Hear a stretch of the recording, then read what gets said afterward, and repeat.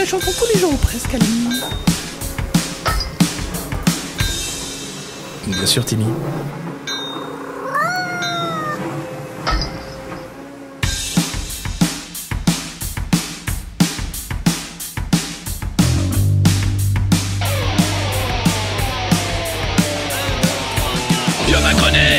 Vieux macroniste. Mao 68 maintenant, total fasciste. Tu préfères la télé, surtout le gaz de schiste. Plutôt que décamper, tu t'accroches, tu t'enquistes. Vieux macroniste, vieux macroniste.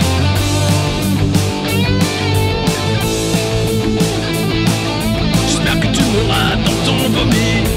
Vieux macroniste, arrête de nous faire chier, toi et tes amis.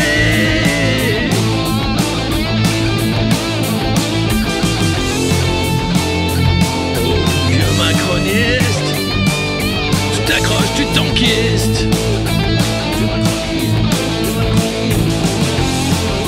À la retraite depuis 15 ans, les autres tu t'en fiches.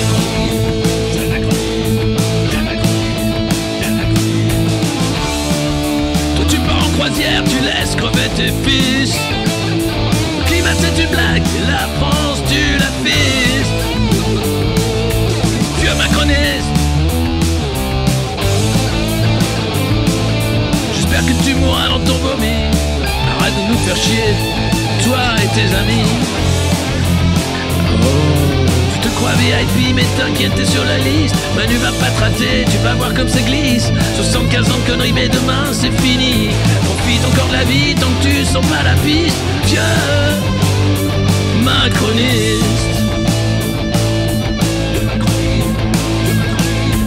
jeune, vieux macroniste, jeune, vieux macroniste, jeune macroniste. Putain c'est la chialance, t'as déjà une vie triste.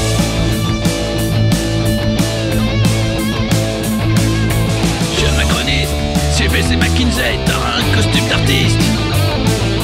Tu rêves de prime chiche, toi tu niques déjà le fisc. Tu soutiens Zelensky pour cacher tous tes vices. Jeune macroniste, jeune vieux macroniste, ni dans la kiffance d'un pays devenu triste.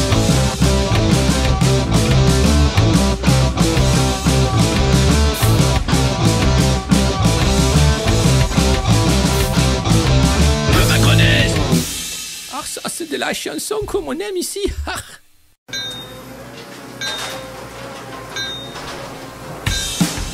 Dis père, peux-tu me chanter cette chanson, vieux macroniste? Nous la chantons tous les jours ou presque à la nuit. Bien sûr, Timmy.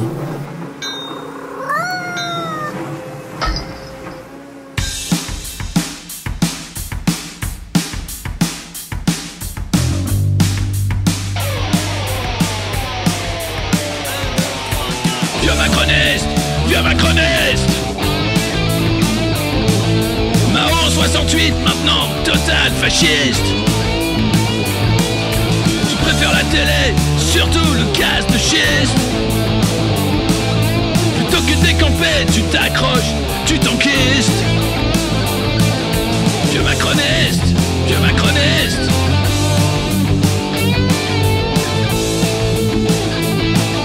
J'espère que tu mourras dans ton vomi. Vieux macroniste, arrête de nous faire chier, toi et tes amis.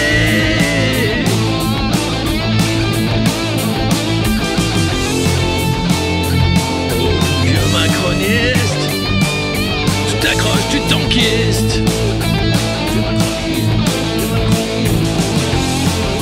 À la retraite depuis 15 ans, les autres tu t'en fiches.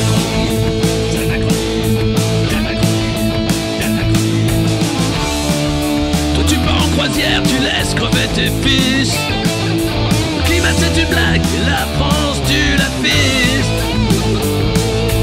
Vieux macroniste,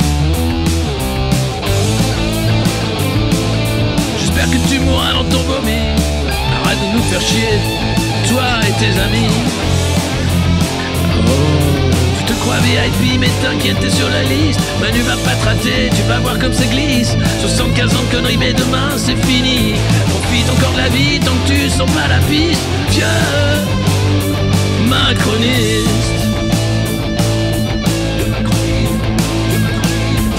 Jeune, vieux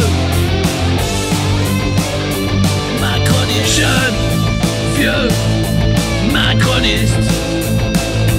Jeune macroniste. Putain c'est la chialance, t'as déjà une vie triste.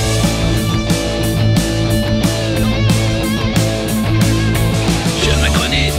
CBC McKinsey, t'as un costume d'artiste. Tu rêves de prime chiche, toi tu niques déjà le fisc. Soutire Zelensky pour cacher tous tes vices.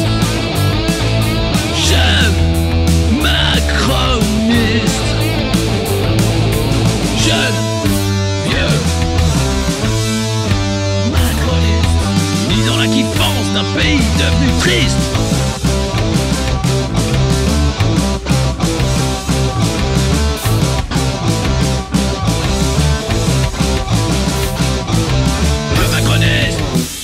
Ah, ça, c'est de la chanson comme on aime ici.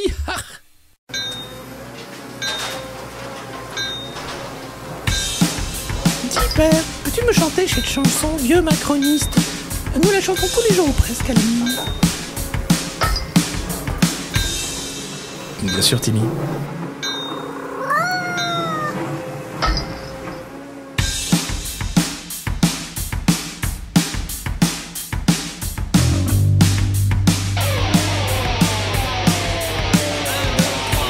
Vieux macroniste, vieux macroniste.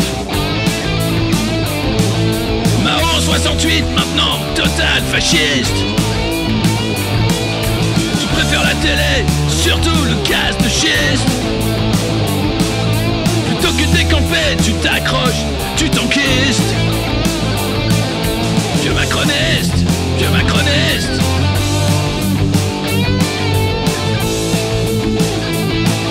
J'espère que tu mourras dans ton vomi. Vieux macroniste. Arrête de nous faire chier, toi et tes amis.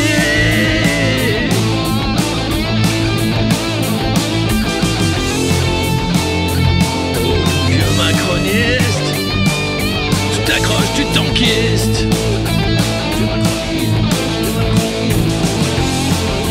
À la retraite depuis 15 ans.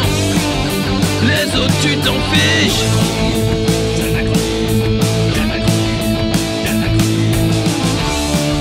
Toi tu pars en croisière, tu laisses crever tes fils. Le climat c'est une blague, la France tu la fistes. Vieux macroniste. J'espère que tu mourras dans ton vomi. Arrête de nous faire chier, toi et tes amis. Tu te crois VIP mais t'inquiète t'es sur la liste. Manu va pas te rater, tu vas voir comme ça glisse. 75 ans de conneries mais demain c'est fini. Profite encore de la vie tant que tu sens pas la piste. Vieux macroniste. Et salut, c'est la revue de presse du monde moderne, on the move, sur la route, comme on dit. J'espère que ça va bien, que vous êtes bien réveillés. Alors oui, j'ai le ton jaune, j'ai l'air fatigué, il n'y a pas tous ces effets du studio du monde moderne, évidemment. J'espère que le son est bon, au moins, que l'image va à peu près. Est-ce que ça va? Je vais pas parler trop fort. Alors, ils auraient dû choisir des fourches pour les mascottes. Oui, on va parler des mascottes qui sont quand même assez incroyables. The Fridge, les Fridges. Ce sont des bonnets phrygiens. Certains y ont vu des clitoris et c'est très bien d'ailleurs. Et puis, on va parler également, mais je ne montrerai pas les images, de l'émission de Cyril Hanouna d'hier, Une indignité.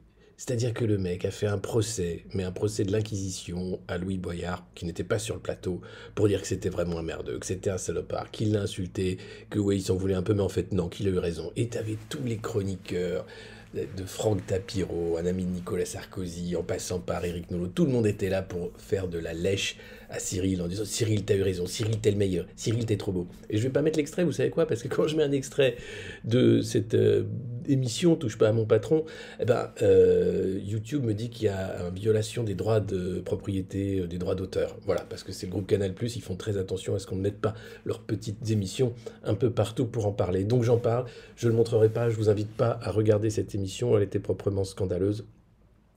Mais ça montre finalement ce qu'est ce plateau, de la flagornerie, une sorte de mini-secte autour de la personnalité de Cyril Hanouna qui est là pour prêcher la bonne parole de Saint Bolloré et tout simplement au nom du profit, de l'audience. Alors l'audience ici, c'est les Modernos, on est beaucoup plus à l'étroit, on est bien, on est dans une petite boutique artisanale de fabrique de l'information.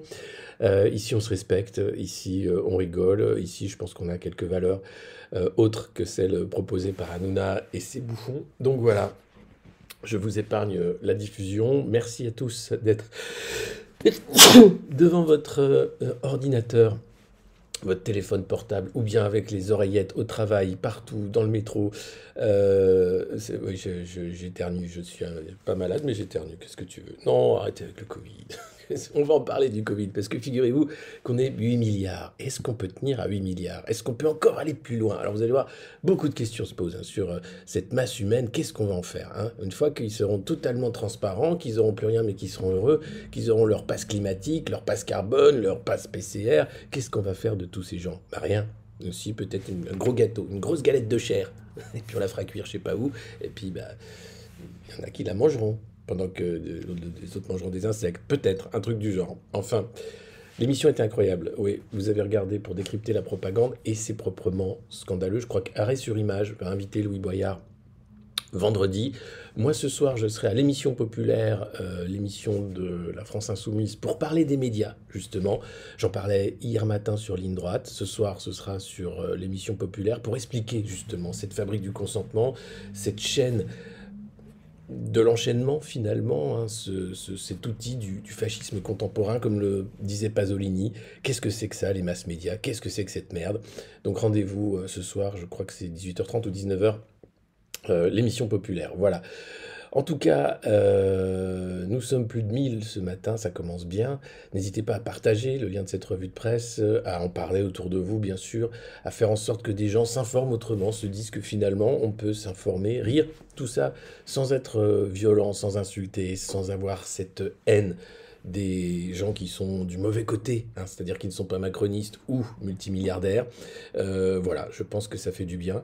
Je vous remercie à tous aussi pour vos messages de soutien, après la vidéo que j'ai faite pour la mise au point sur l'article de Libération. Mes amis, vous, les Modernos, tous qui êtes là pour comprendre en fait comment ça fonctionne et puis qui défendez notre travail ici au Monde Moderne. Je dois vous dire merci. Merci aussi à tous ceux qui s'abonnent. Débit de Boisson qui prend un nouvel abonnement, 10 mois d'abonnement. À ceux qui sont fidèles depuis le début, à ceux qui nous rejoignent en cours de route, à ceux qui disent Bajned sans savoir ce que ça veut dire et qui demandent tous les matins mais qu'est-ce que ça veut dire Bajned, et à vous tous les Modernos qui gentiment expliquez à ces nouveaux ce que veut dire le Bajned. Voilà, donc un grand merci vraiment à vous tous. Voilà, j'ai pas autre chose à dire qu'un grand merci.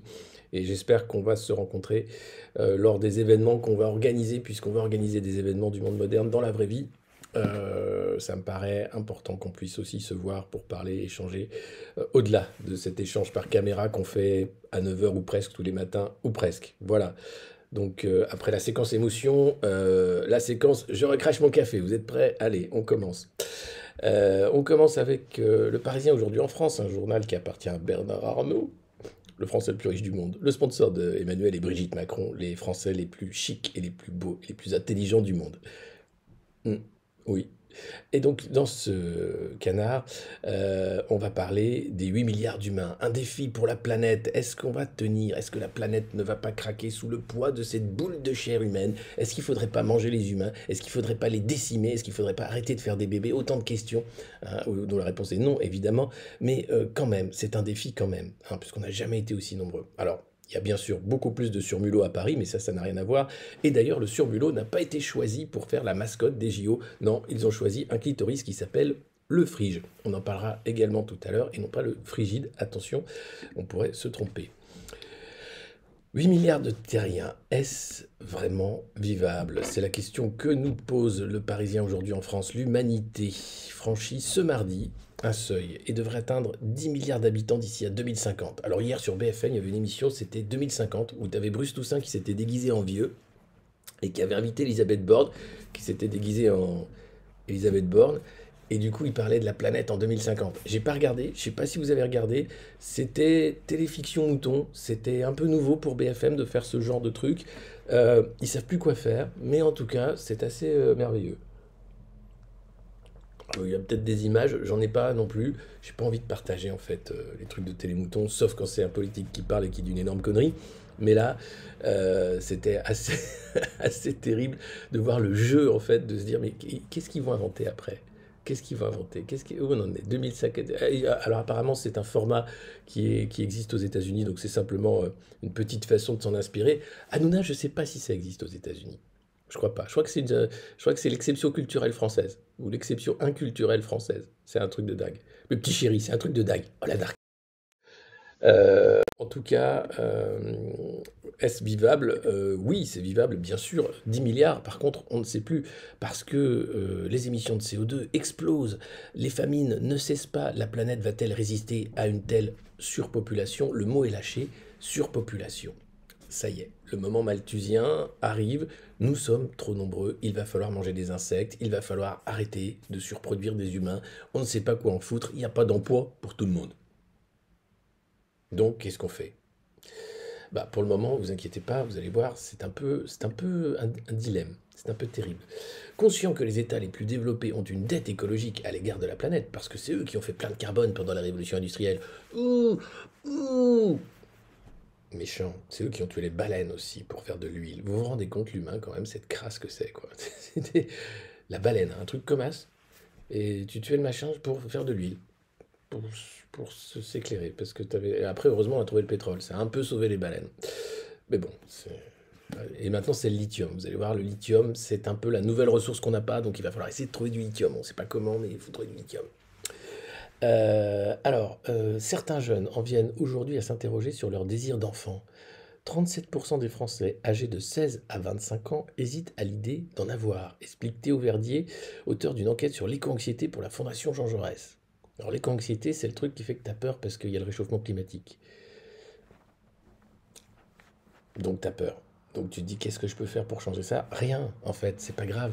Le monde a toujours été une boule d'incertitude, l'humanité court à sa perte, mais c'est normal. Et c'est pas grave, on invente des dieux, on en récupère des nouveaux, et puis on fait un truc, on se fait des guerres, entre-temps on mange des trucs qui nous passent sous la main, on trouve des nouvelles ressources pour inventer des nouveaux moyens de locomotion, on s'habille différemment avec des vestes à carreaux ou bien des toges, mais ça reste l'humain, faut pas s'inquiéter, c'est pas grave, ça va passer. Ça va très bien se passer d'ailleurs. Donc non, ils veulent plus. 37% des 16-25 ans qui pensent que c'est pas une super idée de faire un enfant. Ils se demandent s'ils pourront le faire vivre dans ce monde-là et s'ils ne participent pas à accroître leur propre empreinte carbone en créant un autre être humain. Alors pendant ce temps-là, de l'autre côté de la planète, les gens ne se posent pas la question, comme ils n'ont pas de retraite, ils font beaucoup d'enfants pour essayer de survivre dans un monde incertain, et là, ils ne se posent pas la question de la trace carbone. Donc effectivement, en termes de démographie, là, on va avoir un petit problème, si ça se passe comme ça, entre des gens qui font beaucoup d'enfants dans des pays qui sont climatiquement condamnés, et des gens qui ne font plus d'enfants dans des pays où, de toute façon, ils sont tellement neurasthéniques qu'ils prennent des cachetons dès la naissance. Bon, ils ont plusieurs doses de vaccin, donc ça va, ils sont protégés de nombreux virus. Vous allez voir, on va parler du virus également. Mais là, il y a un vrai hiatus démographique. Il y a un truc très bizarre. Il faut arrêter d'avoir peur, en vrai. Les jeunes, arrêtez d'avoir peur. Comme le disait Jean-Paul II, n'ayez pas peur. Hein, c'est un pape qui disait ça, il savait de quoi il parlait. N'ayez pas peur. Mais de quoi?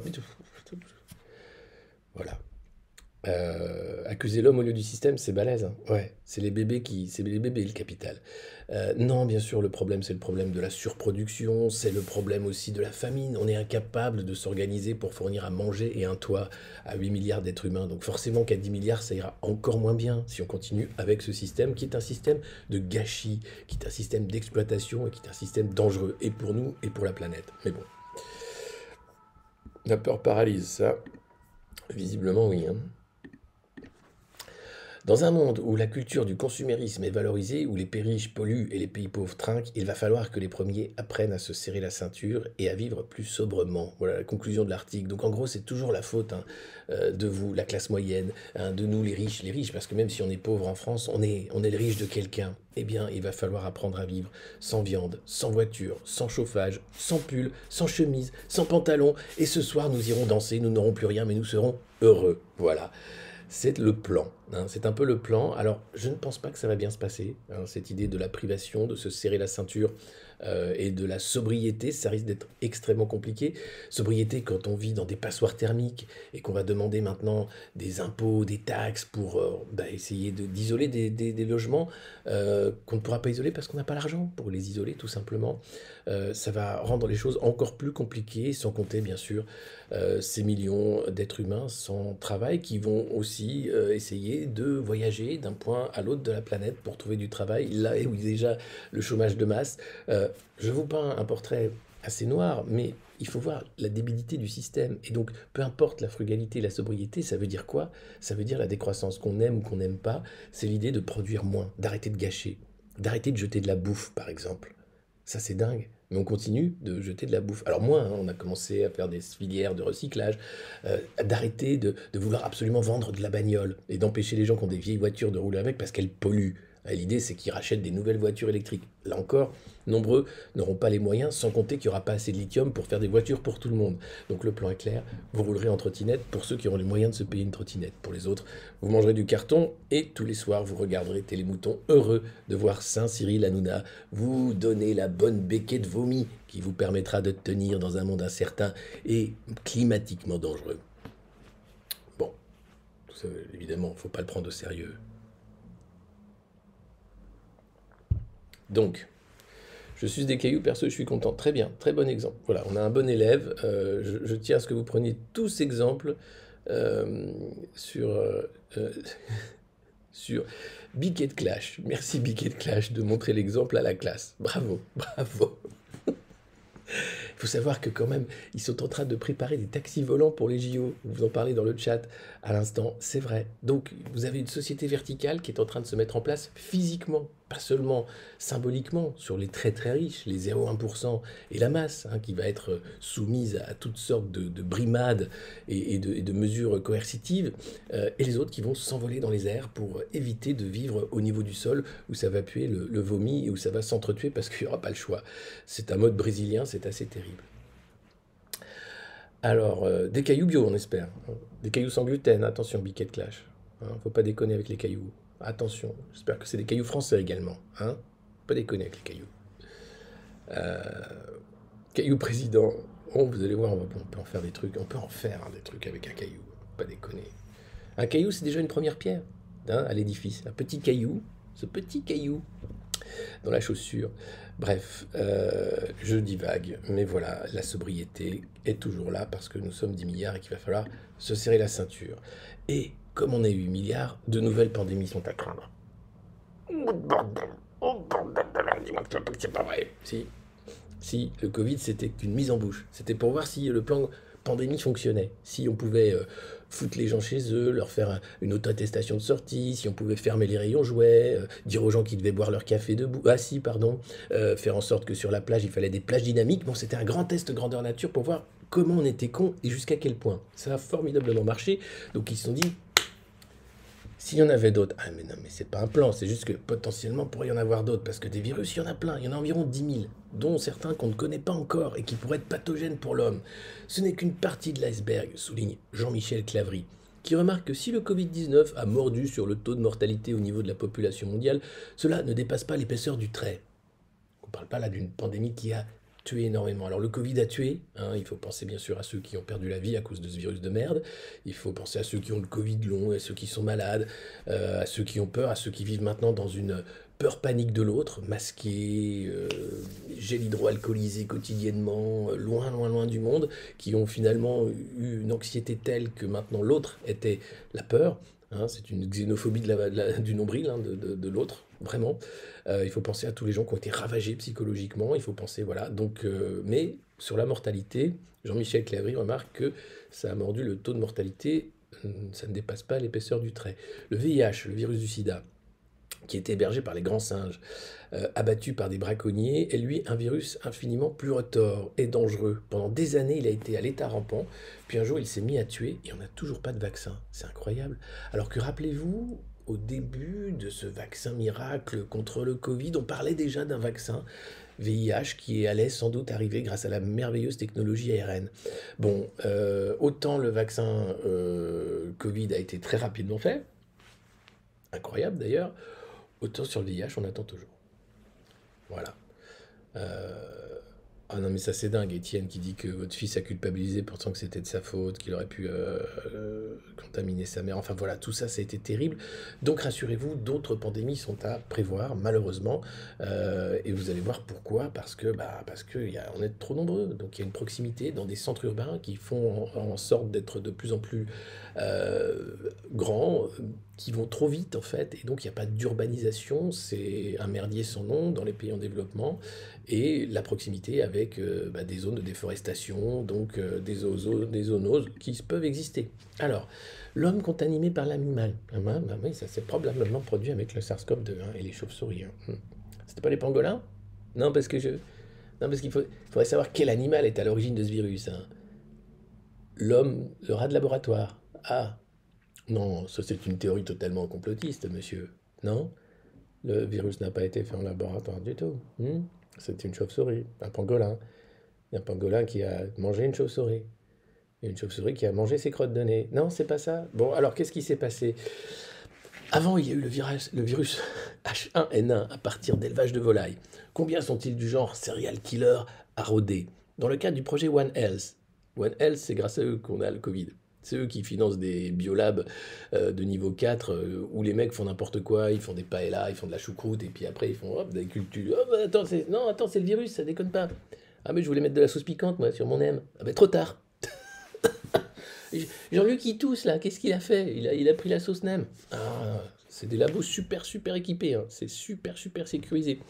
Alors, dans le cadre du projet One Health, merci à vous, les Américains ambitionnent de les répertorier, tous, oui, mais ramener en laboratoire un virus prélevé dans le milieu sauvage ou dans le permafrost dont on ignore tout du potentiel létal, est-ce raisonnable, s'interroge-t-il. Alors la réponse est non. Non, et c'est encore moins raisonnable de faire des stratégies d'augmentation de fonction des virus. C'est encore plus con. Donc si tous les gens, là, du monde, tous les gens qui travaillent dans des laboratoires à l'augmentation de fonction de virus pouvaient arrêter tout de suite. Merci, c'est tout. Voilà. Un serial killer. Un serial killer. La fausse question. Est-ce que c'est bien raisonnable? Bah écoute Jean-Claude, non. Non, Jean-Claude. Non, c'est pas raisonnable de tremper son M dans le bouillon de culture où on a mis un virus qui est issu du permafrost dont on ne connaît pas la létalité. Non, Jean-Claude, ce n'est pas raisonnable de faire cuire ta choucroute dans la salle de labo où les gens sont en combinaison NNBC. Non, c'est pas raisonnable, Jean-Claude, de sortir avec ta petite gamelle et d'aller fumer ta clope alors que tu as encore ton costume imbibé de virus augmenté. Non, Jean-Claude, ce n'est pas raisonnable. Il faut arrêter ça tout de suite, Jean-Claude. Putain. 99% de probabilité d'une fuite du labo de Wuhan, officielle aux États-Unis. Mais c'est vrai qu'on en a peu parlé. Et puis, l'OMS qui a fait l'enquête, en fait, n'a pas pu faire l'enquête, puisque les Chinois ont tout fait, et One Health également, pour que la vérité ne sorte pas. Et on ne sait toujours pas d'où provient ce bon virus du Covid-19. Et ils sont déjà en train de parler de nouveaux virus de merde. Alors Jean-Claude, arrête s'il te plaît de bouffer de la cuisine du monde dans le labo P4. Merci. Mais les mecs, c'est ça l'histoire de l'humanité. Techniquement, est-ce qu'on peut faire une grosse connerie? Oui. Est-ce que c'est bien de le faire parce que techniquement on peut le faire? Bon, on peut essayer pour voir. D'accord. Ok, on essaye alors. Alors moi, ce que j'aimerais, c'est faire un M à la choucroute. Bah vas-y Jean-Claude, on te regarde. Voilà. Ah, mais c'est dingue. Enfin voilà. Donc vous savez que vous n'êtes pas à l'abri d'une nouvelle pandémie. Covid-19 parce que découvert en 19. Adrien Quatennens, un retour compliqué à l'Assemblée. La NUPES divisée sur le retour de Adrien Quatennens au sein des rangs de cette formation politique. Alors chez la fille, on veut qu'il revienne. Sandrine Rousseau pense que c'est un peu prématuré, surtout qu'il va y avoir une journée contre les violences faites aux femmes. Et donc, il ne faudrait pas qu'il revienne. Pour les socialistes, c'est silence gêné, tout le monde ne sait pas quoi faire. Adrien Quatennens a repris la parole lors de l'effondrement des immeubles à Lille ce week-end. Il est prêt à revenir pour le travail parlementaire, évidemment, soutenu par ses camarades de la France Insoumise. Pour le reste de la NUPES, c'est un peu... on va voir quand est-ce qu'il peut revenir, sachant qu'il y a toujours Damien Abad, par exemple, à l'Assemblée nationale. Et ça, un député socialiste explique dans l'article que c'est un peu plus gênant quand même. Mais voilà, il y a eu donc un comité qui s'est penché sur la question de savoir s'il devait revenir. Un qui est parti, c'est Gérard Collomb. Rappelez-vous, il était parti en expliquant que de la France qui vit côte à côte, bientôt il y aura la France qui vit face à face. C'était un discours glaçant, hein, où il remet les clés du ministère de l'Intérieur et il se barre pour essayer de récupérer la mairie de Lyon. Raté. Et là, il a expliqué que quand même, hein, Macron lui a fait des sales coups, comme tout le monde. Hein. Bon, les mecs ont mis longtemps à comprendre que Macron était là pour te faire des sales coups, c'est son métier. Hein. Il est l'entourloupe. Oh, c'est l'air sympa, mais en fait, tiens, oui, tourne-toi s'il te plaît, tourne-toi, voilà. Voilà. Ça fait mal, hein. Oui, c'est un petit vaccin, c'est rien, j'ai raté l'épaule. Je l'ai mis entre les deux épaules. C'est pas grave. Voilà. Donc Gérard Collomb s'est fait tuer par Macron, il n'a pas récupéré la mairie de Lyon, donc il est très fâché, et là il explique qu'il était contre la politique d'accueil du gouvernement de faire des centres d'accueil à Toulon, que c'est n'importe quoi, c'est une improvisation, que c'est dangereux pour la France, et la Macronie en a marre de Collomb qui commence à raconter un peu trop comment ça fonctionne la Macronie, c'est-à-dire avec un chef qui décide de tout et qui dit ta gueule quand t'es pas d'accord, hein, c'est monsieur démocratique. Après, il fait des vidéos YouTube. Posez-moi vos questions, je vais répondre à tout. Pourquoi t'as viré Gérard Collomb? C'est pas une question, ça. C'est pas viré, il est parti tout seul. Bon, et alors, regardez. Et là, tu vois que empathie et Macronie, c'est deux thèmes antinomiques, en fait, qui ne peuvent pas se rencontrer jamais. Gérard Collomb est désormais loin des instances du pouvoir et malade. Il a annoncé en septembre dernier se battre contre un cancer. Il y a sans doute un peu de frustration qui s'exprime, grince un ex-fidèle. Alors il cède à un exercice habituel chez ceux qui ont quitté la vie publique. Le commentaire. Quoi, ce vieillard Kakoshim est malade, ose commenter la gloire du jeune président Macron? Excusez-moi, mais... Excusez-moi, mais... Ah là là là là là là là là. C'est dingue. C'est dingue. C'est triste. Donc voilà, courage à Gérard Collomb. C'est bien qu'il commence un peu à ouvrir sa gueule. C'est le cas de Cécile Duflot aussi, qui sur Twitter a expliqué que Macron est un énorme hypocrite, qu'on n'a rien à foutre du climat, qui est même ultra réac et qui s'il pouvait chauffer au fioul, rouler en bagnole en diesel et boire du pétrole le matin, il le ferait tellement il aime ça. Et elle a dit, il y en a marre, parce que maintenant il fait croire qu'il est champion de l'écologie alors qu'il en a rien à battre. Cécile, bravo, tu deviens féroce. Je suis fier quand les gens deviennent féroces, je suis très content des gens qui deviennent féroces. N'hésitez pas à devenir féroce, c'est un truc, ça fait du bien en fait, quand tu balances. Tu dis, tu me fais chier, petit chef de merde, je n'obéis pas à tes ordres idiots et indignes, je ne ferai pas ce travail ce matin. Tiens, je ne vais pas te cracher à la gueule parce que ce serait m'abaisser à faire du Hanouna au travail, mais en revanche, je vais te traiter d'idiot utile. Du capitalisme, de prédation. Non, un truc du genre. Non, mais... Et je vais te mordre, tiens, voilà, je suis très féroce. Non, pas de violence, on a dit, pas de violence, on a dit. Et c'est vrai, la mascotte des JO, c'est pas une fourche, c'est un bonnet phrygien. Mais quand même, ah, ça ira, ça ira, ça ira. Les Jeux Olympiques, on les aura. Et l'immobilier s'effondrera. Et Paris sera tout plein de draps. Ah, ça ira, ça ira, ça ira.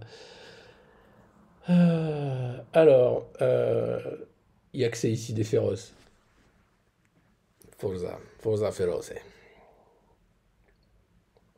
Quand on voit les millions, bien sûr, dépensés, sans compter 1,5 milliard qui va être financé, qui va être donné à l'Ukraine par l'Europe par mois l'an prochain pour l'effort de guerre. Kherson a été repris, Zelensky est allé faire une vidéo, il est resté une demi-heure sur place. Certains journalistes n'ont pas pu filmer apparemment, pour ne pas donner des informations aux troupes ennemies, ça c'est la raison officielle. Et voilà, la guerre continue, alors on espère que ça va négocier sévère dans les jours qui viennent, quand même. Une nouvelle chanson, La Carmagnole, c'est pas mal. Timmy va terminer Notre-Dame. Raconter n'importe quoi, j'adore. La majorité se fracture sur la corrida, ça c'est drôle, parce que c'est un thème, la corrida... Il y en a qui aiment, il y a des aficionados, et puis il y en a qui trouvent ça stupide. Est-ce que ce monde est sérieux, hein, comme Francis Cabrel, par exemple.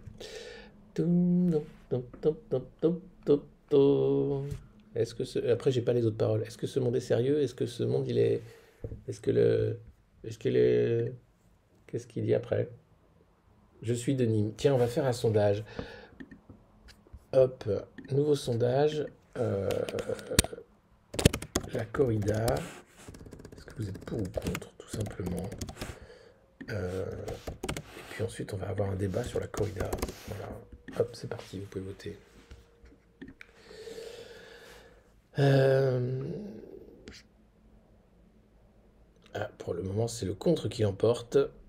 Ah oui, oui, largement contre. Alors, ce qui est intéressant, c'est que dans la Macronie, la majorité est divisée. Vous avez Aurore Berger d'un côté qui est contre et qui souhaiterait l'interdire tout simplement. C'est d'ailleurs Aymeric Caron qui va proposer une loi pour l'interdiction de la corrida, puisque c'est de la maltraitance animale, hein. Le taureau arrive, il est quand même... bon, il a aucune chance, hein. Rarement un torero se fait embrocher, ça arrive de temps en temps, mais globalement le taureau est déjà épuisé, il s'en prend plein la gueule, et puis après, bon, bah, on le saigne, et c'est assez violent, hein. Quand on voit les images de près des taureaux qui sont couverts de leur sang, qui sont à l'agonie déjà, c'est quand même un truc.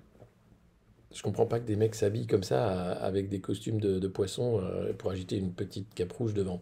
Alors, on nous dit que c'est la culture, c'est etc. Et puis vous avez Dupond-Moretti qui lui aime la corrida et qui va la défendre en expliquant qu'il y a toute une filière, hein. Il a invité des parlementaires pro-corrida avec Maria Serra qui est une torero femme bien connue, et il va essayer de défendre, hein, cette culture, cette tradition en disant qu'il y a une vraie filière, il y a de l'emploi, il y a des compétences, il y a des savoir-faire, puis après, bah, bon, on peut manger le taureau après quand même, donc c'est une sorte de boucherie à ciel ouvert, un peu trash, un peu dingue aussi, hein. Tu te dis, ah, les mecs sont dingos quand même.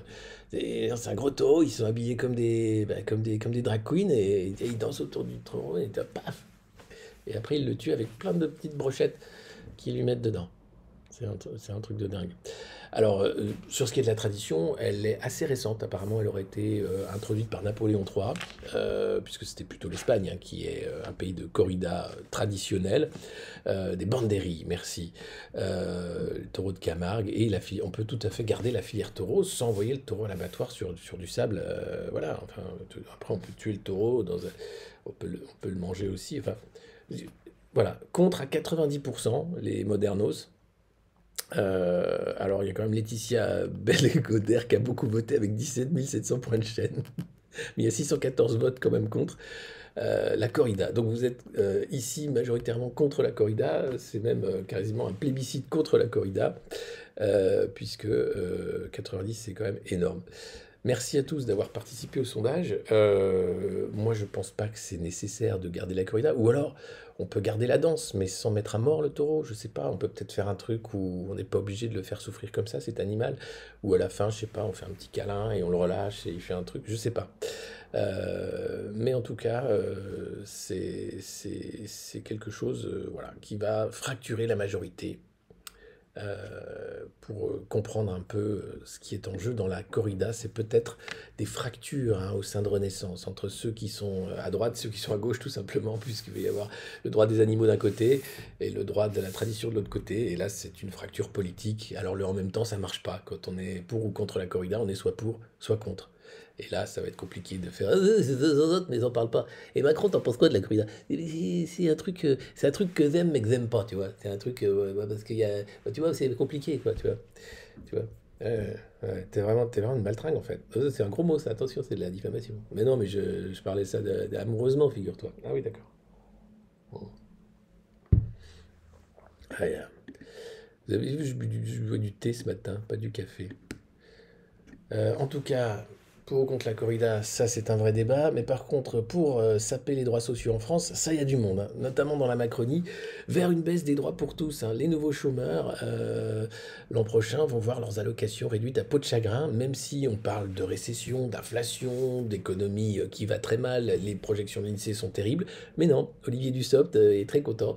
Il va faire à la fois la réforme des retraites, pour que vous n'ayez plus de retraite, mais qu'elle soit quand même augmentée, comme ça, quand vous ne l'aurez plus, bah, elle sera quand même augmentée pour les gens qui auront survécu, hein, que le sort vous soit favorable, c'est les Hunger Games, et puis pour les chômeurs, démerdez-vous, c'est la merde, démerdez-vous, voilà. Donc c'est un peu ce que nous propose la Macronie, hein, de manière tout à fait sympathique. Oui, je suis tout jaune, je suis désolé. Qu'est-ce que tu veux? J'ai pas d'autre lumière. J'ai celle-là. Je sais pas ce que ça donne. C'est peut-être pire encore. Ça me fait mal aux yeux là. C'est non, c'est pas bien. Non, non, écoutez, je suis jaune. Et alors? Comme les Simpsons. Des côtelettes de porc. Incroyable.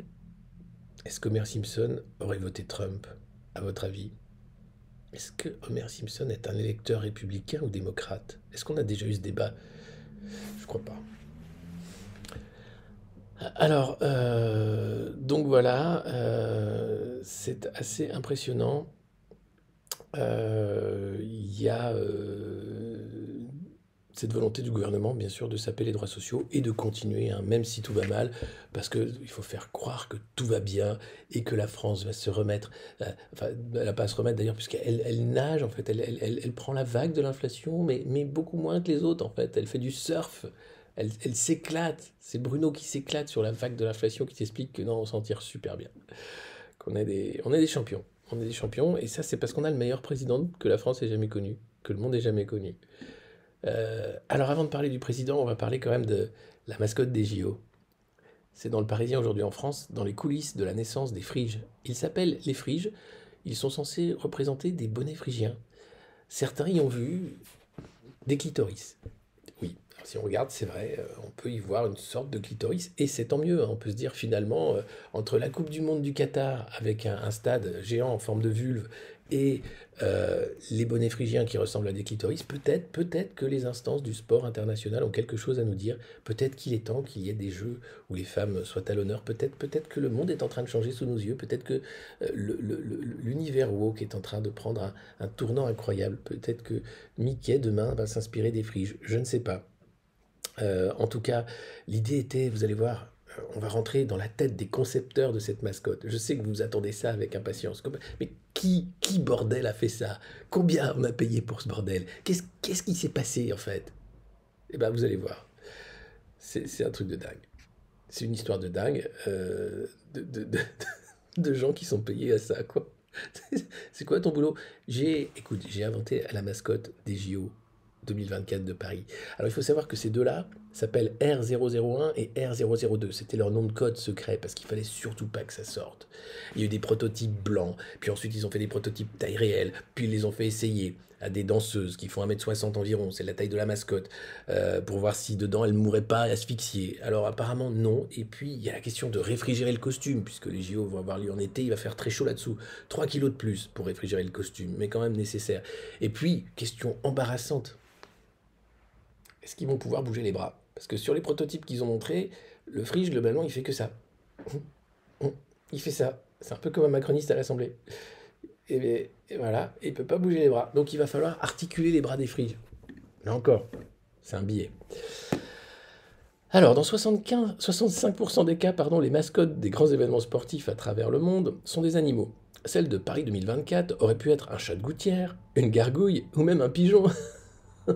Et pourquoi pas un surmulot, bordel? Parce que c'est quand même l'emblème de la ville de Paris, le rat. Il n'y en a jamais eu autant, puis c'est mignon, il y a Ratatouille, les gamins adorent. Pourquoi on n'a pas pris un surmulot?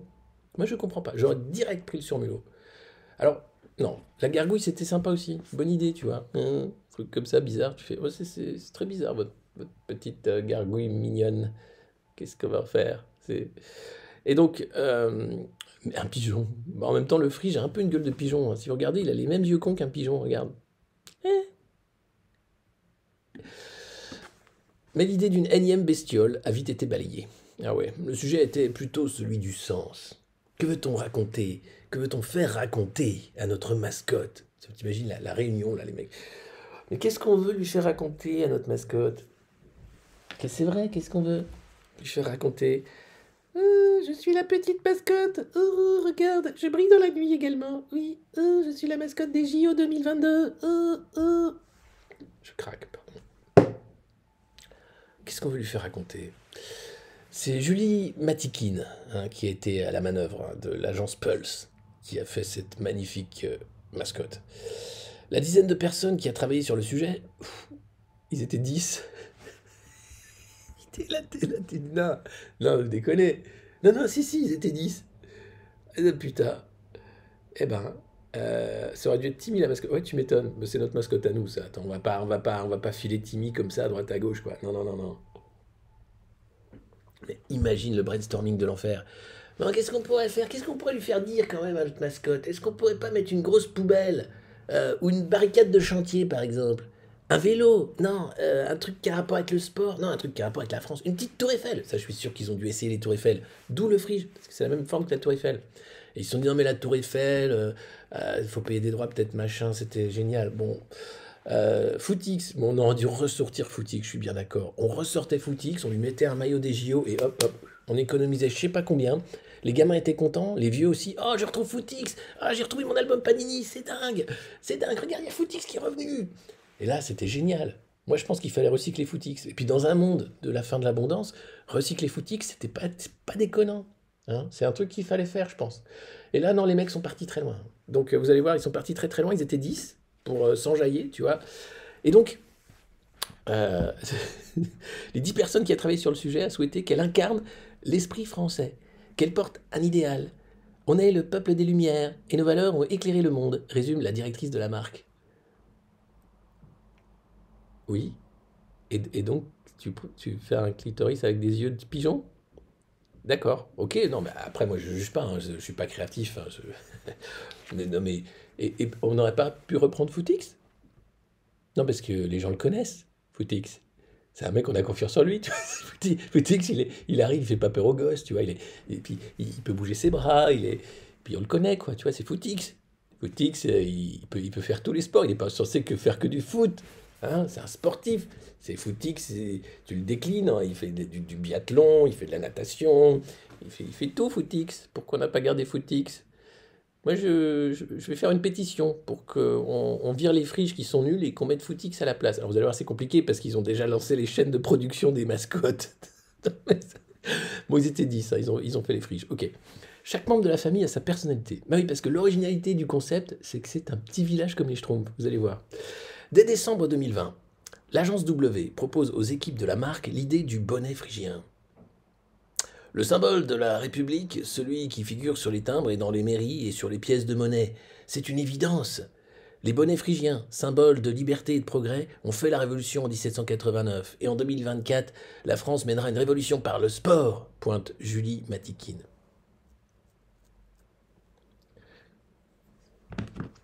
Allô? Oui, bonjour. Oui, je voulais savoir si on pouvait récupérer le costume de Footix. Oui, non, parce que je suis pas d'accord, moi, avec les friches pour le JO 2024. J'aimerais que la mascotte du mondial revienne. Voilà. Voilà. C'est possible? D'accord. Il faut que j'appelle Emmanuel Macron. Pff, je vais voir avec lui. Bon, c'est pas gagné, hein, mais c'est impressionnant. Une révolution par le sport. Julie Matikine, merci, merci. C'est un truc incroyable. Alors, c'est pas fini, hein, vous allez voir. Donc l'idée, chaque membre de cette famille, symbole de liberté, a sa personnalité, son histoire. 2 héroïnes ont été désignées comme chefs de file, la frige paralympique, elle est extravertie, fêtarde et un peu tête brûlée, et la frige olympique. Elle est plus petite, prudente, réfléchie, séductrice et un peu roublarde. Non, d'accord. Et la combinaison des deux personnalités crée un équilibre, explique Julie Matikine. Et une devise, seul on va plus vite, mais ensemble on va plus loin. C'est malin, c'est malin, c'est malin. Là, on se dit, c'est vrai que Footix, il est tout seul. Là, effectivement, il y a un argument fort pour éviter que Footix vienne foutre la merde dans les JO, quoi. Mais bon, globalement, c'est quand même... Non, c'est pas... Voilà. Donc vous avez la paralympique, qui est un peu plus grande, hein, avec sa jambe paralympique. Et puis l'autre qui est moins tête brûlée, voilà, qui est plus sympa. Hein. Et puis vous avez toute la famille, vous allez voir. Alors après, ça se décline, donc c'est comme les Schtroumpfs. Est-ce que j'ai l'image de la famille? Non. Non, putain. Ah non, j'ai pas mis l'image de la famille. Mais bon, en gros, il y en a plein. Et donc, voilà, un peu comme les Schtroumpfs, le Schtroumpf gourmand, grognon, à lunettes, les mascottes seront la frige olympique et la frige paralympique, des petits êtres rouges prêts à entrer dans le cœur des Français. Julie Matikine, qui les a couvés pendant 2 ans, s'apprête à laisser les mascottes quitter le conco familial de Pulse. Je n'ai pas ce sentiment de me sentir orpheline du départ de mes enfants, sourit-elle. Je suis plutôt contente et fière. On les a conçus pour ça, pour qu'elles puissent faire passer leur message. Et je suis presque ravi de ne plus avoir ce secret-là à garder. Julie Matikine, super boulot que tu fais. C'est un super boulot, mais quand même, rendez-nous foutis. Le petit bonnet phrygien, mascotte des Jeux de Paris, s'apprête donc à déferler sur la France. Comme je vous le disais, on ne pourra pas faire revenir Footix malheureusement parce que la production est lancée. C'est à Gypsy et Doudou, compagnie...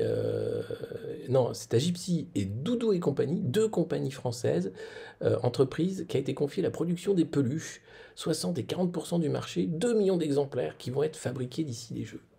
2 millions de friges, alors vous pourrez collectionner toutes les friges, hein, il y en a plein, c'est comme les Schtroumpfs, vous pourrez les mettre sur les étagères, les mettre dans les étagères, les mettre par la fenêtre, les mettre, enfin voilà. Et donc là, ça va être assez génial. J'ai pas le prix de cette création, hein, mais globalement, je pense que ça a coûté cher. 15% des mascottes fabriquées par Doudou et compagnie, 8% du total des peluches produites, soit environ 200 000 pièces, vont être produites en France.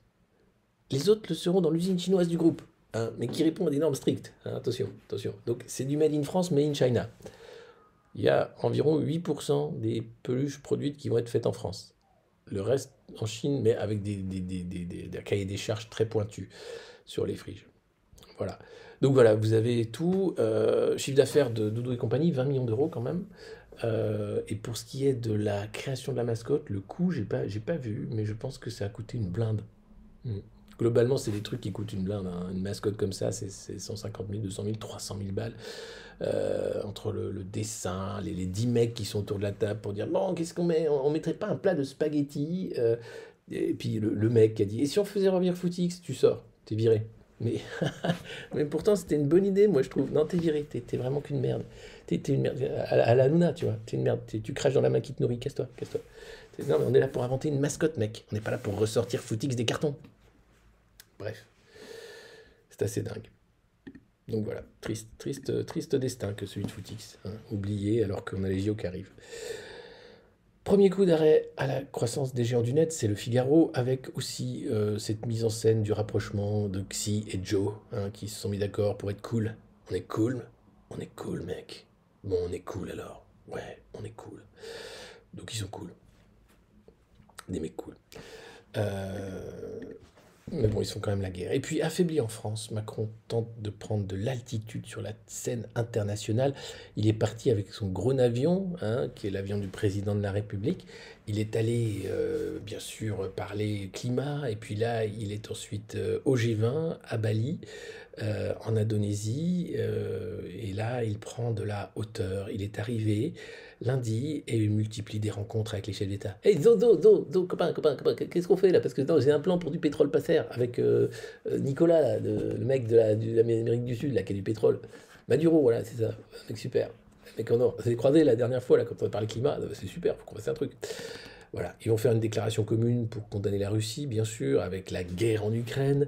Ils vont se mettre d'accord pour essayer de choper du pétrole autrement, de continuer. Et puis là, il prend tellement de la hauteur, il prend tellement de l'altitude sur la scène internationale, notre président, que voilà ce qu'il a tweeté dans la nuit à Bali. Et là, tu dis non, reviens, mec. Le monde ne doit pas se diviser. 15 novembre, 6h35. Twitter for iPhone. Emmanuel Macron, président of France. Le monde ne doit pas se diviser. Ouais, t'as pris de l'altitude, toi. Et dis donc, t'as pas pris que de l'altitude, hein? Ah non, j'ai rien pris. Enfin, j'ai pris de l'altitude, quoi. Je veux dire, c'est un tweet digne d'un chef d'État, ça. Ça, c'est un tweet, tu vois, c'est... Voilà, le monde ne doit pas se diviser, ça me paraît une évidence, hein? Mais il faut le dire. Chala, c'est quand même génial. Là, le mec, bon, qu'est-ce qui s'est passé? Eh ben, il a pris de l'altitude. Ah, vous appelez ça comme ça, vous, de l'altitude? Ok. Ah, moi, j'appelle ça de la chenouf, mais ah bah, chacun son truc. Hein. Après, c'est peut-être un truc codé, quoi. Non, il a pris de l'altitude. D'accord, bon, bah, écoutez. Reviens. C'est quand même le mec qui disait les non-vaccinés, j'ai très envie de les emmerder. Juste. Hein, et qui passe son temps à diviser en disant non, mais eux, ils sont pas gentils. Eux, ils sont gentils, mais pas vous. C'est dingue. Voilà. Le monde ne doit pas se diviser. Putain, et là, il est devenu Gandalf. tu vois. Macron le blanc, quoi. Chier, mec. Je suis tellement fier qu'on ait ce président, quand même. Non, mais on le dit pas assez, quoi. Mais putain, j'ai une telle fierté du cœur. J'ai une telle... j'ai une telle joie, en fait, quotidienne. De se dire, voilà, il nous représente à l'international. Il nous représente aussi chez nous. Il fait les... Et puis il fait tout. Regardez. Parce que... Non, mais parce que bon... Le mec est entouré de mecs qui servent à rien. Il est obligé de tout faire. Seul face aux critiques, Macron se pose en ministre de l'écologie. C'est dans le Figaro. La première ministre, Elisabeth Borne, se concentre sur les aspects techniques de la transition écologique. Bon, comment on va dire aux Français qu'il faut qu'ils aient plus de voitures et qu'ils chauffent à 12 degrés et qu'ils mettent des pulls? Parce que les mamétricots sont arrivés dans le JT de 13h hier, ça y est. On en reparlera. Et son ministre est peu visible. Vous connaissez le ministre de l'écologie, par exemple? Est-ce que vous savez qui c'est? Est-ce que vous savez qui est le ministre de l'écologie? Allez, je veux des noms. Voilà. Et ben voilà. Et ben c'est à chaque fois pareil. Il n'y en a pas un qui suit. En même temps, c'est compliqué, on le voit jamais, on ne sait pas qui c'est. Évidemment. C'est Béchu, bien sûr, c'est Béchu. Et donc, Béchu, bah, voilà, tu sers à rien, toi. Hein, c'était mis là, mais c'est moi qui dois tout faire. Alors, du coup, il fait des vidéos YouTube, il répond aux questions. Comment peut-on se faire condamner 2 fois pour une action climatique tout en ayant l'audace de faire croire qu'on peut se justifier sur Twitter? Alors là, c'est une grande vidéo qu'il a fait sur YouTube où il répond. Il répond aux questions qu'il a choisies, bien sûr. En disant, ah, mais c'est pas moi, hein. Attends, moi, je suis arrivé... Vous avez tous savez, je suis champion on the earth. Voilà, je suis champion de la Terre. Voilà. Donc le mec est volontairement très mal entouré, ou alors il veut éclipser les ministres pour reprendre le truc, parce que sur le climat, il est sûr de gagner. Hein. Tout le monde est pour. Tu peux pas être contre le climat. C'est un truc... Non, mais il faut être... Voilà. C'est comme, là, il va faire une loi pour protéger les mineurs en ligne, tu peux pas être contre. Reste à savoir ce qu'il va faire, comment il va la faire, tu vois. Mais là, voilà. Donc il fait tout. Donc il est génial. Il a pris de l'altitude. Il en prend tant qu'il veut de l'altitude, il n'y a aucun problème, il peut aller très très haut, on est sur Twitch là, peut-être que Jeff Bezos peut le foutre dans une petite capsule spatiale, il peut prendre encore plus d'altitude, il n'y a aucun problème. L'idée c'est qu'il éclaire l'univers, c'est encore mieux, parce que je trouve que là il éclaire pas assez, donc s'il pouvait éclairer voilà, de plus haut, pour que ça ruisselle mieux, ce serait encore mieux. Voilà. Là, je te jure. Et puis sinon... ça déconne pas chez LR. C'est une guerre ouverte Ciotti-Muselier sur fond d'hostilité entre LR et la Macronie.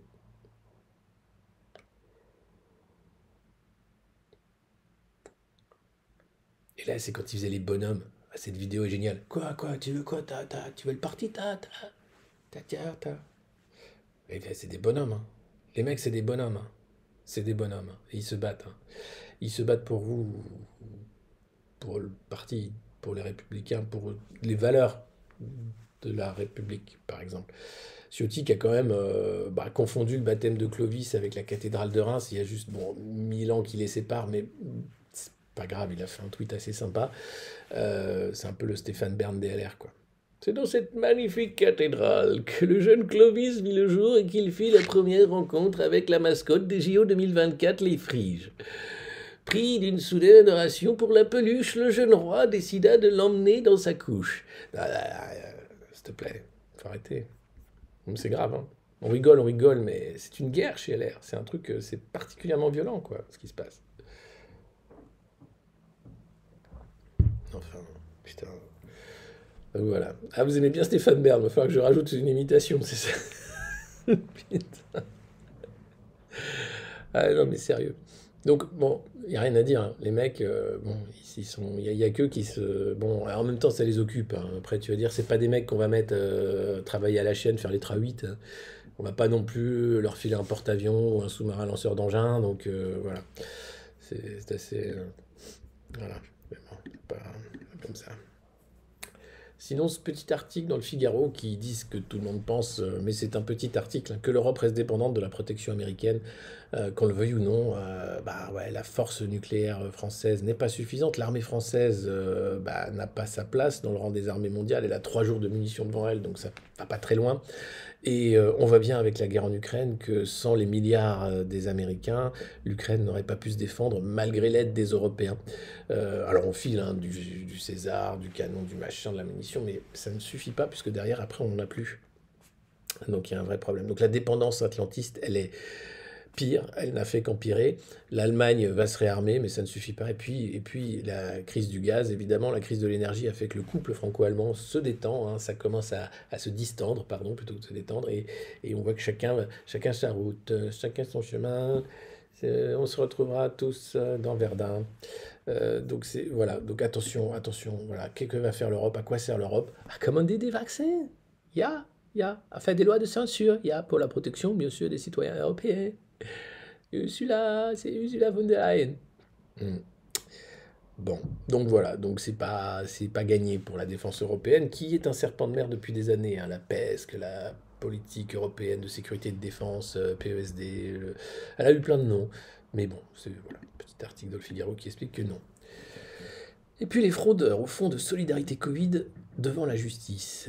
L'administration fiscale a déjà récupéré près de 67 millions d'euros indûment versés pendant la crise. 67 millions d'euros, c'était des petits malins qui faisaient plein de demandes. Il y a un mec comme ça qui a récupéré 21 000 euros, qui s'est acheté une bagnole, qui est devenu chauffeur Uber grâce aux aides Covid, mais qui doit rembourser du coup en disant ouais, c'est pas bien ce que j'ai fait, j'ai demandé un peu trop d'aide, je devais pas. Mais on apprend quand même que les prévenus comparaissent à leur échelle, bien sûr, devant le tribunal correctionnel de Marseille, ne représentent qu'une goutte d'eau dans l'océan de la fraude aux indemnités Covid. Depuis la fameuse mise en application du quoi qu'il en coûte, c'était au printemps 2020, l'État a fait ses comptes. 36 milliards d'euros ont été versés en 2020-2021 pour le fonds de solidarité.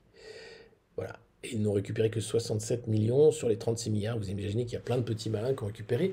D'ailleurs, il y a la grève pas des cabinets de conseil, des laboratoires d'analyse qui sont en grève parce que l'État leur demande de rembourser un peu, 250 millions, parce qu'ils ont quand même touché cher avec les cotons-tiges de nez. Ils se sont dit non mais c'était quand même 7 milliards. Et ils ont récupéré 7 milliards avec l'affaire Covid, hein, sur les tests PCR. Et là, l'État leur demande de rendre un peu 250 millions, mais en baissant le prix de l'acte, de tous les actes, pas seulement les PCR. Et là, ils sont pas trop d'accord. Ils sont d'accord pour rendre l'argent, mais pas de cette façon-là. Hein. Ils voudraient faire autrement. Donc voilà, les petits malins qui ont chopé 21 000 balles pour acheter une bagnole pour faire chauffeur Uber. On est loin, loin, loin des gros labos qui ont bien profité du coton-tige de nez. Voilà. Merveilleux quand même. Et puis, mais c'est une ancienne ministre de la Macronie qui a été recasée à la commission indépendante de l'énergie, qui s'appelle Madame Vargon, bien sûr. Électricité, l'ultimatum lancé aux entreprises pour signer leur contrat. Alors il faut que les entreprises signent leur contrat avec EDF le plus vite possible pour qu'EDF sache un peu qui va profiter des prix du nucléaire. Et puis il faut revoir l'Arenh, ce dispositif qui fait qu'on paye l'électricité plus cher qu'on ne la produit, en fait, grâce au formidable marché européen de l'énergie. Et donc, cette dame, hein, qui est payée environ 15 000 euros par mois pour dire aux gens signez vos contrats, s'il vous plaît, explique ensuite que c'est l'Union européenne qui doit se démerder pour faire une loi. Voilà. Mais qu'il ne faut pas critiquer le marché de l'énergie, parce que c'est quand même un truc qui a permis, avant, de faire un prix de l'énergie honnête. Ça a surtout permis de flinguer le secteur de l'énergie publique, hein, et la souveraineté énergétique française. Mais ça, c'est un autre problème. Il y a un député ou un sénateur PCF d'ailleurs qui a fait un très bon rapport sur l'Arenh expliquant que c'était une arnaque qui devait prendre fin le plus vite possible. Voilà. Donc c'est un bon boulot. C'est pas moi, c'est eux. Libé qui, quand il ne fait pas des portraits sur les infâmes complotistes, idiot utile, anguille, bref, enfin, vous savez, mon portrait dans Libé, j'y ai répondu d'ailleurs sur une vidéo, c'était très gentil de faire mon portrait. Je remercie les journalistes qui ont fait mon portrait, c'était un super boulot.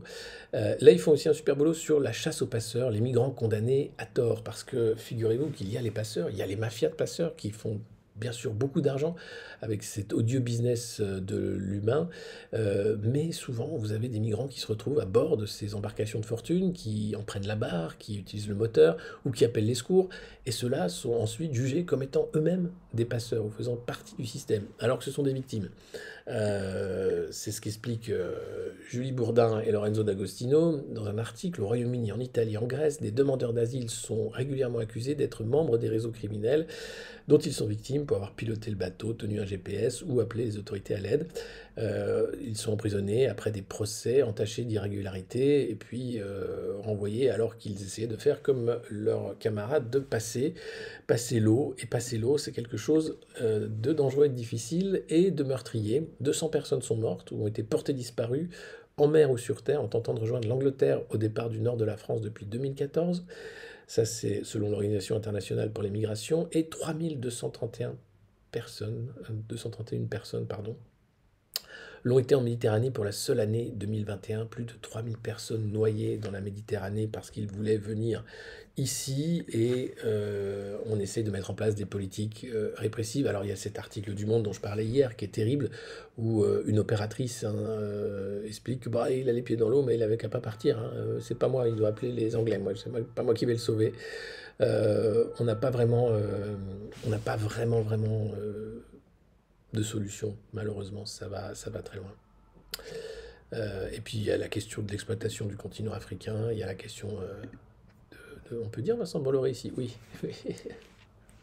Non, voilà, par exemple, mais aussi de la France-Afrique, hein, d'avoir installé des régimes de potentats finalement où la jeunesse essaye de se barrer en venant ici. Puis après, il y a toute la stratégie qui vise à dire qu'on a besoin de main-d'œuvre, hein, puisqu'on n'a plus démographiquement de quoi faire travailler les gens. Puis il y a plein de boulots que nous ne voulons plus faire. Et comme on ne veut pas augmenter les prix, forcément, on va chercher une main-d'œuvre encore moins chère. C'est ce que fait l'Italie d'ailleurs.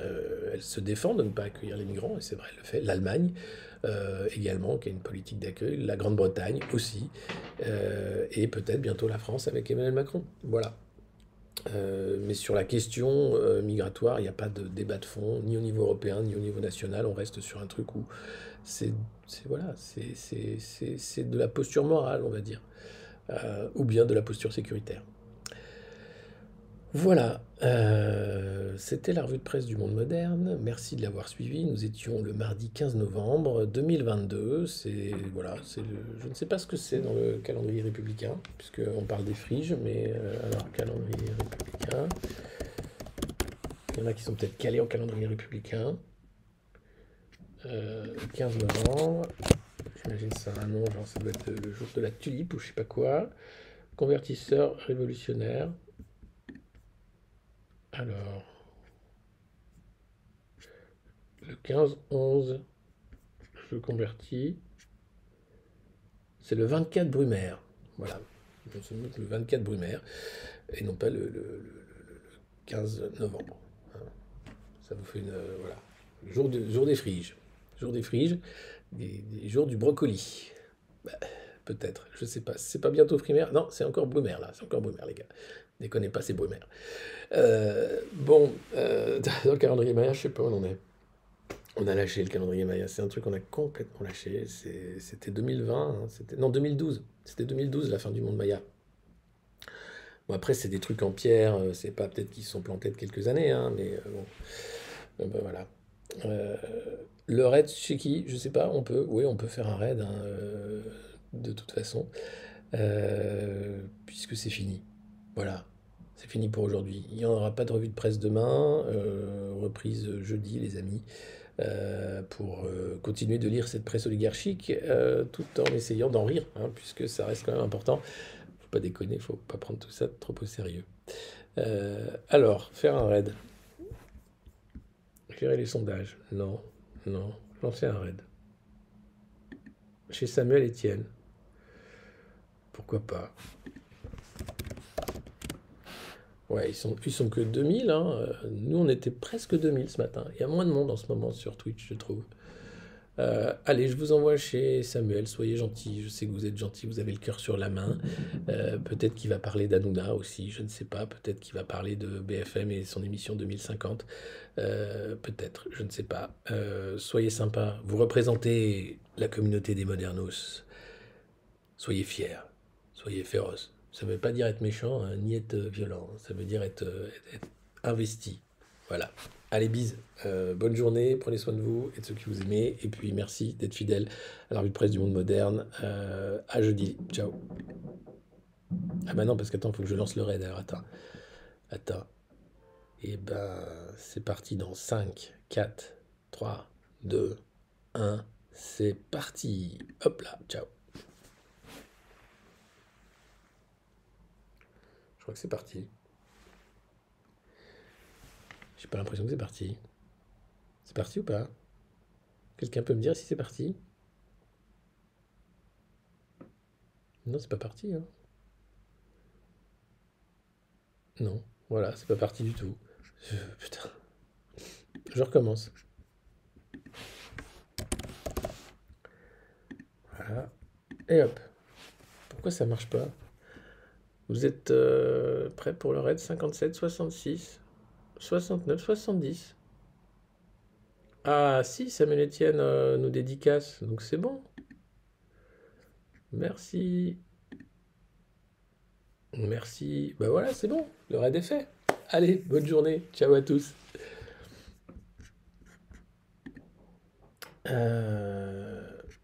Déjà le sondage. Ah bah très bien, oui. On avait le sondage, c'était parfait.